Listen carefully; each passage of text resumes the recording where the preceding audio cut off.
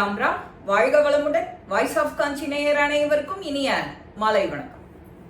இன்னைக்கு மகிழ்ச்சி, ஒருத்தருக்கு மகிழ்ச்சி எப்படி அதை உணர முடியும் அப்படிங்கிறதுக்கு ஒரு அழகான கதை.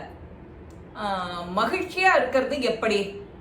நாம ஒருத்தருக்கு ஒரு நல்ல காரியம் பண்ணினா நம்மள அறியாம நம்ம மனசுக்கு ஒரு மகிழ்ச்சி கிடைக்கும். இன்னைக்கு திருப்தியா இருந்தது, இன்னைக்கு திருப்தியா ஸ்லோகம் சொன்னோம், திருப்தியா பூஜை பண்ணோம், திருப்தியா ஒருத்தருக்கு கொடுத்தோம் அப்படின்னு ஒரு திருப்தி இருக்கிறது இல்லையா? அந்த திருப்தி கிடைக்கும் போது அதை நாம உணர முடிகிறது. இன்னைக்கு மகிழ்ச்சி, இன்னைக்கு திருப்தியா செஞ்சோம்னா மகிழ்ச்சி தன்னால வருதுன்னு அர்த்தம்.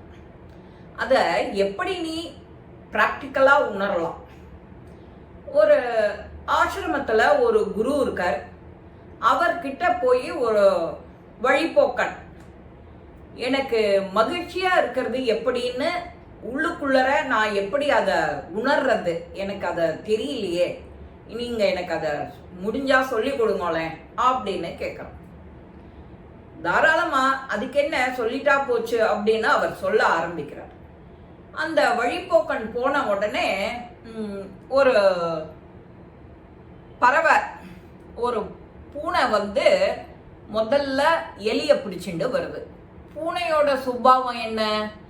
பூனை எலியை பிடிக்கும். நாம சின்ன வயசுல இருந்து அதை படிச்சிருக்கோம். பூனைன்னா எதையான ஒண்ணு கவிண்டு வரும். பூனை எலிய பிடிக்குங்கிறது ஒரு விதி. அந்த விதி எல்லாருக்கும் தெரியும். அது பூனை எலிய பிடிச்சிட்டு வரும்போது நம்ம மனசு கிளேசமாகாது, அதாவது சந்தோஷப்படாது. பூனை தானே, எலி தானே பிடிச்சது, பிடிக்கட்டும், அதுக்கு பசிக்கிறது, அதோட சுபாவம், அது எடுத்துக்கிறோம். அதுவே மறுநாளைக்கு பக்கத்துல இருந்த தன் வீட்டுல வளர்த்த ஒரு கிளி, அந்த பூனை அந்த கிளிய கவ்விக்கிண்டு வருது வாயில, அழகா கவ்விண்டு வரும் பூனை. அதுக்கு வலிக்கவே வலிக்காது அதோட குஞ்சுகளுக்கு. அப்படி அழகா அது கிளிய கவ்விண்டு வந்த உடனே இவருக்கு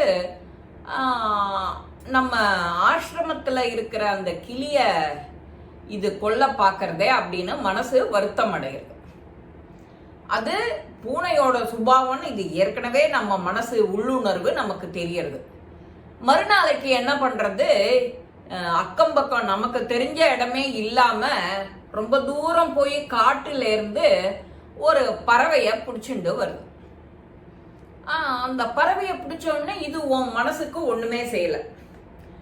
முத தடவை நீ பார்க்கும்போது பூனை எலிய பிடிச்சது, அது உனக்கு எழுதப்படாத விதி. பூனைங்கிறது அது எலிய பிடிச்சு சாப்பிடும், அது அதோட சுபாவம்.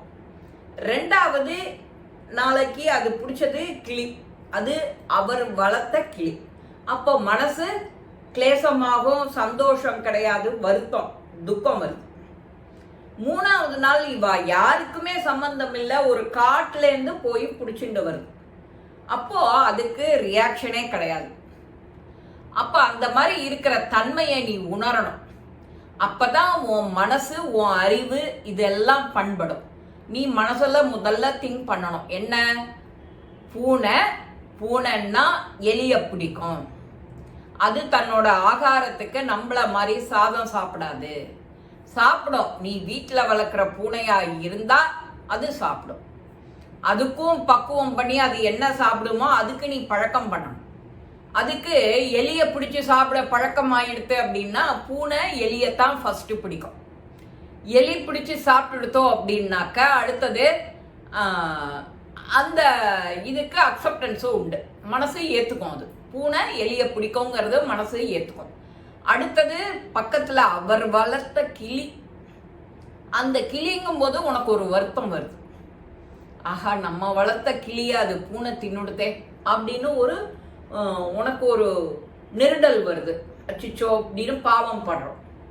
இப்போ உனக்கு எதுவுமே சம்பந்தம் இல்லை, எங்கேயோ ஒரு காட்டுல இருந்து ஒரு மிருகத்தை அடிச்சுட்டு வருது.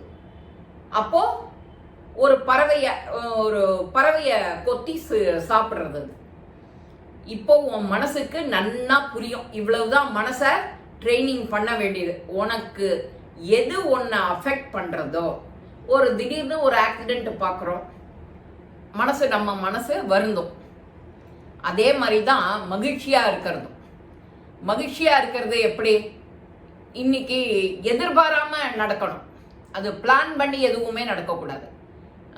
அதே அதே ஒரு ரோட்ல ஆக்சிடென்ட் ஆச்சுன்னா மனசு வருந்துருது. ஆக்சிடென்ட் ஆக வேண்டிய வண்டி அப்படி தப்பிச்சு அப்படி கொஞ்சம் கிராஸா டிரைவரோட சாமர்த்தியம் இன்டெலிஜென்ட்னால கொஞ்சம் வேகமா தாண்டி போயிடுத்து, இடிக்காம போயிடுத்து, எல்லா பயணிகளும் பொழைச்சிட்டான்னா மனசு சந்தோஷிக்கிறது.